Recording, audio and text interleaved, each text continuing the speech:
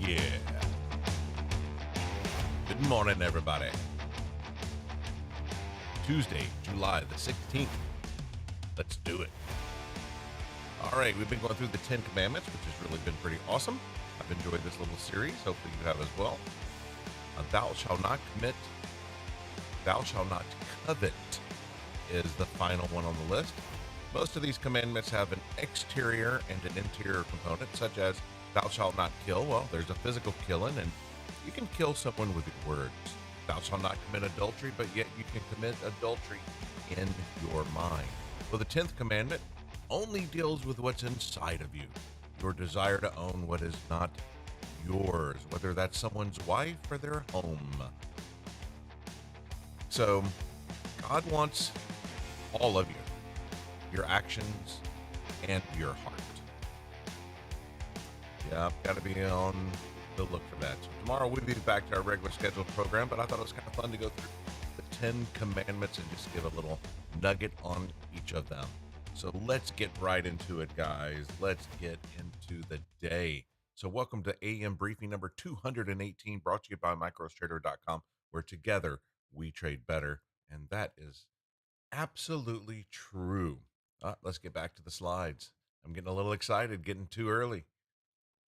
So what's the news drivers today? Well, we've got some retail sales an hour before the market opens. And remember, it is OPEX Friday. Price will get more squirrely as the week goes. If you want a 3-day weekend, it is built into your week. Take Friday off. Tip of the day. You know what? I think I forgot to update the tip of the day, but it never hurts to remind you to be greedy. Be greedy in your entries, because perfect entry solves nearly all of your problems. Dropping in time frames, trying to get in early, is not being patient. Now, if you have and I said this in the group yesterday, so let's make this the tip of the day. You got a clear 3-minute level. Like, that is clear. There is nothing wrong in dropping in time frames to say a 1-minute time frame and looking for the greedier entry from that 3-minute level to the 1-minute level, because that puts you trading closer to the edge. So there's nothing wrong with that. But what is wrong is you think, up, we're going up. I know we're going up. I'm going to drop in time frames to try to find a level that corresponds with my thesis.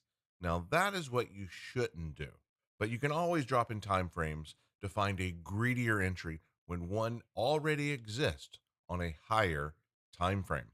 So yesterday was really cool. I love these strong levels. So yesterday I showed you the current strong levels on the screen, and I said, look at the line, and you can see the price on the far right. And this level certainly proved to be a strong level. And we have now tested it several times.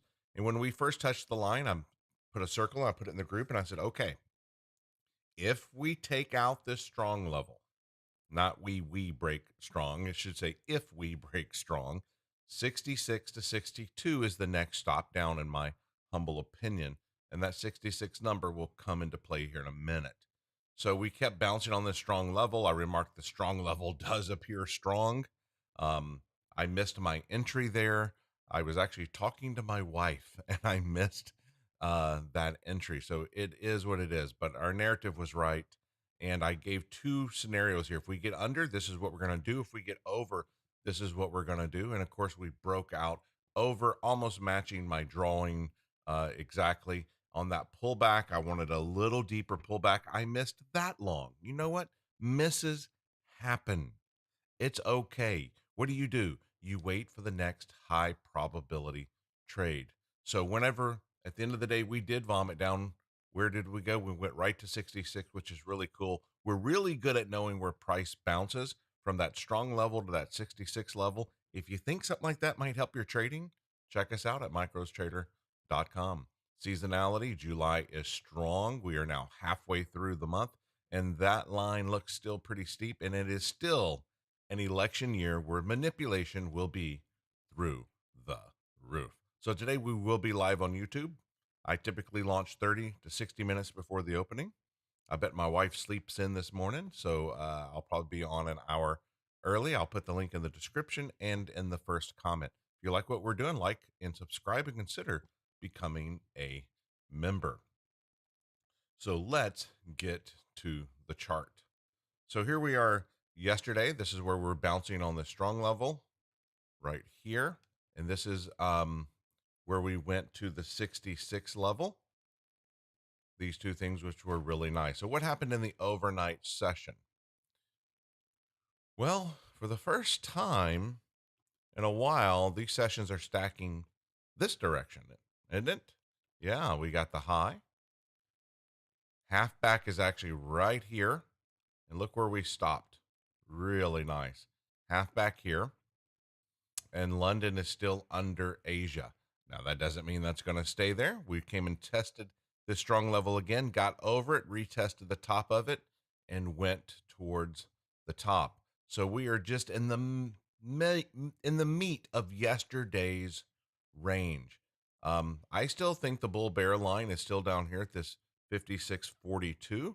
And if we decide to lose this, I believe this is probably the next most logical location we're going to test. Probably a good place for price to come into this zone here, do something here along these lines, and perhaps give us an entry long. I'd like to be short on the way to it. So we will see how that plays out as well. So let's go look at the indices and see where everybody else is. Once again, this Russell, my goodness, Russell actually had a very important level this morning that we've been monitoring. And so it'll be interesting to see, does this kind of top it and it pulls back in? I don't know. We don't call tops and bottoms. We only know that price is going to have a reaction at certain levels. How large that reaction is, we don't control, nor do we get upset and obsess about it. So Russell is upward slanting VWAP above. Everyone else is just flirting here. This is very flat line, flat line, flat line, right at half back. No one's really tilting their hand to anything. One of us aren't like the others. So we will continue to monitor for continuation. No one has taken out their low. And Russell has definitely taken out its high and is laddering up. Um, so once again, Dow was making all-time highs yesterday. So that's been done. And all three of these guys are all-time highs are certainly within sight. NQ definitely seems to be a little weaker in my opinion. So if there are to be shorts, I'm going to be looking and focusing a little bit more on NQ. We'll see how that works. So yesterday was definitely seemed like the Bulls might be losing its grip a little bit. That doesn't give us a trade because we trade bounce levels. So if we don't have a level, we don't take a trade unless it is a nice high time frame trade location that we are going to play chess with. Okay. Because of the trade location, we're going to play more of a positional trade, but 99% of our trades are bounce level trades. So here we are back at the upper range of the overnight, which are highlighted by these yellow. If you have our indicator suite, these yellow denotes the overnight range rather clearly, and we are in the upper distribution. We took out obviously everything here. I once again tried the strong level, bought right back up. They went, nope, you're not going down there yet. So one thing about it, the more that this level is beat up, that does not mean they're going to take it out and we're going to vomit. Think about the 5510 number that we talked about for days and days and days a week or so ago. Couldn't take it out. The shorts got out. We went to all-time highs. So just because it continues to test this level does not mean they're going to rip below it. But if they lose it, it could get fun, is all I'm going to say. And we're still bull bear. We got to get below this 42 to really do any kind of damage. But I'll certainly be looking for an opportunity to be short if we can break it down perhaps again. We shall see, because it didn't take out the RTH low. So a beautiful opportunity perhaps to be short to at least the RTH low. Depending on what the RTH low does, if we decide to come back in, I'm going to be getting long. So we will be live on YouTube this morning. If you're wanting to check us out, join us on YouTube. If you want to have a front row seat and have me give you a guided tour, get yourself a Zoom pass. All right, guys, that's it. I'll see you, my traders, live and YouTube live, probably 1 hour before the market opens. And that's when the retail sales numbers are released. So I'll probably be on just before that. All right, guys, I'll see you later.